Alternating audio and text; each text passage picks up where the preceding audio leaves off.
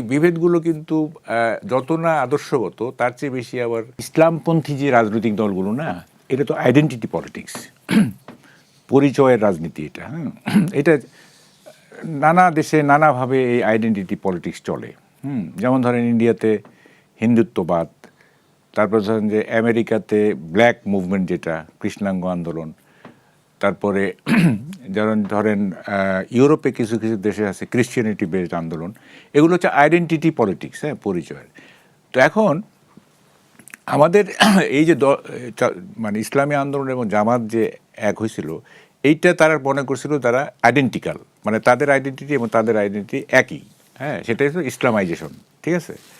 কিন্তু আবার হয় কি, ধরেন মানে আইডেন্টিটি পলিটিক্সের ইয়েটা কি, বেসিসটা কি, সেটা হচ্ছে যে তাদের একটা কমন ইয়ে থাকে, মানে কি বলে আইডেন্টিটি থাকে বা ইডিওলজি থাকে, এটা ignoring broader section of the people. ধরেন আমাদের এখানে 18 কোটি লোক আছে না, 18 কোটি লোকের মধ্যে ইসলাম ভিত্তিক রাজনীতি ধরেন যে 2 কোটি লোক করে বা 1.5 কোটি লোক করে। এরা এই বাকি যে 16 কোটি বা 17 কোটি এই লোকগুলিকে তারা ইগনোর করবে, এবং তারা ওই যে তাদের যে 1.5 কোটি 2 কোটি তারা মনে করবে যে এইটাই তাদের, মানে এইটাই সুপ্রিম। ওই সুপ্রিমেসি তারা অন্যদের উপর চাপাই দিতে চায়। সো আইডেন্টিটি পলিটিক্সের একটা বেসিস হচ্ছে they ignore the broader section of the people. যেমন ধরেন আমেরিকাতে যে হোয়াইট যারা, ব্ল্যাক যারা, ওদের সংখ্যা তো কম, কিন্তু ওরা আবার অন্যদের হোয়াইটদেরকে ইগনোর করবে, তাদেরকে পার্সু করবে। বা ইন্ডিয়াতে ধরেন কত কোটি মুসলমান আছে, ধরেন যে 20-30 কোটি মুসলমান আছে, কিন্তু হিন্দুত্ববাদ এদেরকে ইগনোর করবে। এখন কেন ভাঙলো এইটা হচ্ছে, দেখেন মানে ইসলামের তো নানা সেক্ট আছে, ভবিষ্যৎ হোক নিরাপদ, বিনিয়োগ হোক বিশ্বস্ত, আর আমার পছন্দ সল্ট বে। ওয়েলকাম টু সল্ট বে। আছে না, যেমন ধরেন যে এমনও আছে যে নামাজ পড়ার প্রক্রিয়া নিয়েও কিন্তু মানে ইয়ে আছে, নানা মত, যেমন ধরেন কেউ এইভাবে আপনার ইয়ে ধরে, কি বলে, হ্যাঁ, আবার কেউ আবার এইখানে করে, হ্যাঁ, কেউ মাজারের কি মাজার সংস্কৃতির পক্ষে, কেউ মাজার ভাঙার পক্ষে। তারপরে ধরেন যে নানা রকম এই যে মানে কাদিয়ানি বলেন, ওই যে কি নানা রকম সেক্ট আছে না।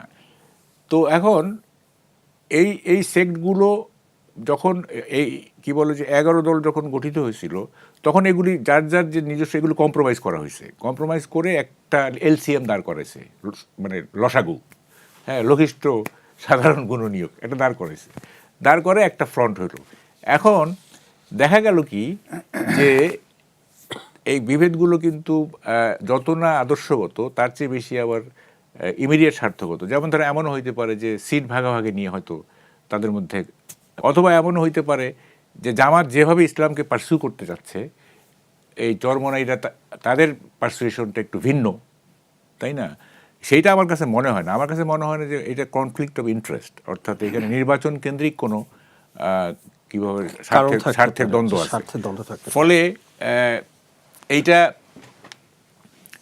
শুনেন, এই আইডেন্টিটি পলিটিক্সটা এইটা থাকবেই। যেমন ধরেন যে আপনার এই যে জেন্ডার ভিত্তিক যারা রাজনীতি করে না, এটাও কিন্তু আইডেন্টিটি পলিটিক্স, যে মানে নারীবাদকে করতে গিয়ে আবার পুরুষতন্ত্রকে আন্ডারমাইন করা হয়। তারপরে ধরেন পাহাড়ি সমতল, পাহাড়িদের একটা আইডেন্টিক্যাল পলিটিক্স আছে। তো এইটা এখন কথাটা হচ্ছে যে এই যে কি বলে যে জামাতের সঙ্গে যে অন্যদের যে আইডেন্টিটি পলিটিক্স, হ্যাঁ, সেইটা আপনার এই নির্বাচনের স্বার্থকেন্দ্রিক যে দ্বন্দ্ব, সেইটাই এটাকে ভাগ করছে।